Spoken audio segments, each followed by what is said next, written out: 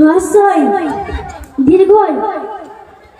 আরে সিমরা, তুমি কত করে বারণ করেছি বোরকা খুলে প্রবেশ করবে, তুমি আজও বোরকা পরে প্রবেশ করেছো? যাও বাইরে থেকে বোরকাটা খুলে এসো। কেন ম্যাম? কি তোমার এত বড় সাহস, তুমি আমার উপর কথা বলো? ম্যাম, অ্যাজ ইজ দ্য ইমান ফর ইজ দ্য ইমান। আপনি যেমন বলো আমি তেমন বগা করব। অন্যায় করলে কি আপনার বাড়ি চলো আপনি বাড়ি থেকে বার করে দেবেন? না না, কেন বাড়ি থেকে বার করে দেবো? কেন ম্যাম? সে তো আপনার কথা অমান্য করেছে, তাও তাকে বাড়ি থেকে বার করে দেবেন না?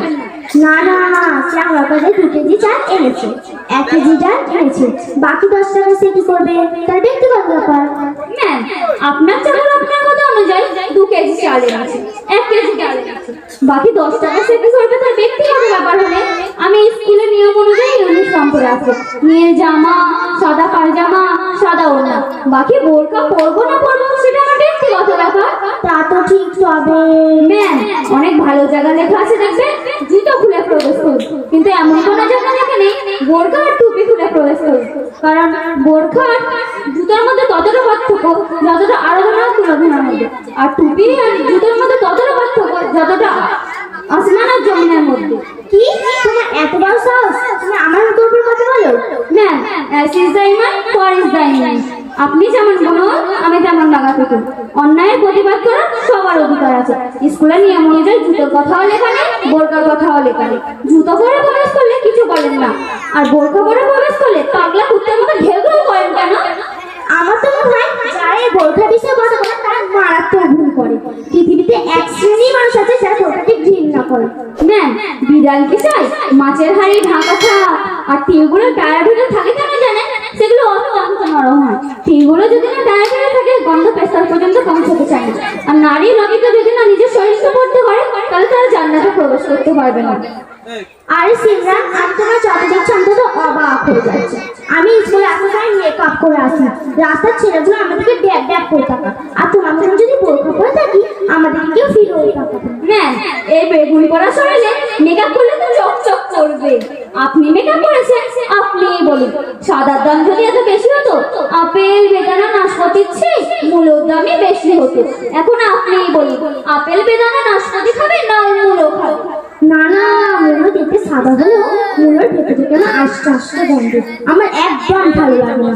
তাদেরকে আপেল বেদানা নাশপাতি দেখতে খারাপ হলেও ভেতরটা খুব সুন্দর আর খেতেও খুব ভালো লাগে। ম্যাম, তা তো হবে, প্রবাদে আছে না চকচক করলেই সোনা মনে হয় না, ভালো গুণ থাকলে সেটা অত্যন্ত ভালো।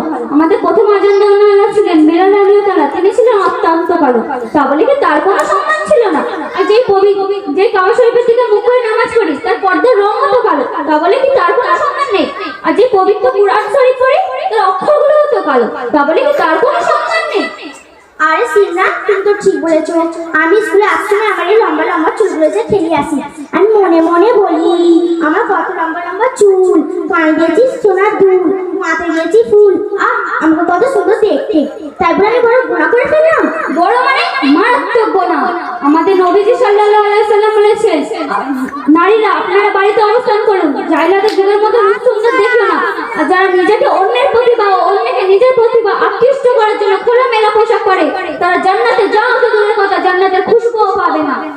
তাই বুঝি বেপরদে চলেছে বলে আমাকে জাহান্নামে যেতে হবে? ম্যাম, আমাদের নবীজি সাল্লাল্লাহু আলাইহি ওয়াসাল্লাম যাতে মেয়েরাজে গিয়েছিলেন সেখানে বেশিরভাগ নারীরাই জাহান্নামে আগুনে জ্বলছে। তখন তিনি জিবরাইলকে প্রশ্ন করলেন, জিবরাইল এরা কারা? তখন জিবরাইল উত্তরে বললেন, এরা সেই সমস্ত নারী যারা বেপরদে চলছে ও মাথায় কাপড় দিত না, তাদের এক ধরনের পাখি মাথার মাংস ঠুকরে খাচ্ছে ও জাহান্নামের আগুনে জ্বলছে। আরে সিমরান, তাহলে আমার উপায় কি? আমি বেপরদে চলেছি বলে আমাকে জাহান্নামে যেতে হবে? ম্যাম, আমাদের নবীজি সাল্লাল্লাহু আলাইহি ওয়াসাল্লাম বলেছেন, যার সাথে যার ঘনিষ্ঠ মিল মুহাব্বত তার সাথেই তার হাসর হবে। আর আপনাকে দেখে মনে হচ্ছে ইহুদি খ্রিস্টানদের সাথে হাসর হবে। আপনি কি চান না মা ফাতেমা, মা আয়েশা, মা খাদিজার সাথে হাসর হোক? হ্যাঁ, আমার তো এক্ষুনি ইচ্ছে হচ্ছে। তুমি শরিয়াতের বিধান কথা কোথা থেকে শিখেছো?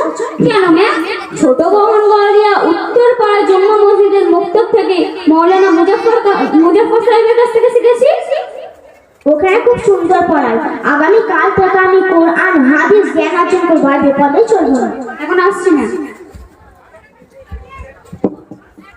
জান্নাতি হতে চাও যদি নারী, পর্দা পুশিদা হও ও গো মা জননী, জান্নাতি হতে চাও যদি ও গো নারী, পর্দা পুশিদা হও ও গো মা জননী। শোনো না ও গো মা বোনেরা, শোনো না ও গো মা বোনেরা, কেমন ছিল মা ফাতেমা জননী, জান্নাতি হতে চাও যদি ও গো নারী, পর্দা পুশিদা হও ও গো মা জননী।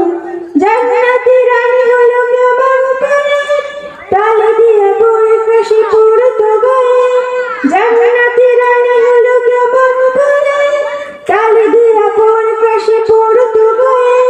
দেখতে কেমন ছিল, ফর্সানা কালো ছিল, দেখতে কেমন ছিল, ফর্সানা কালো ছিল, স্বামী সন্তান ছাড়া কেউ তো দেখেনি, জান্নাতি হতে চাও যদি ও গো নারী, পর্দা পুশিদা হও ও গো মা জননী, জান্নাতি হতে চাও যদি ও গো নারী, পর্দা পুশিদা হও ও গো মা জননী।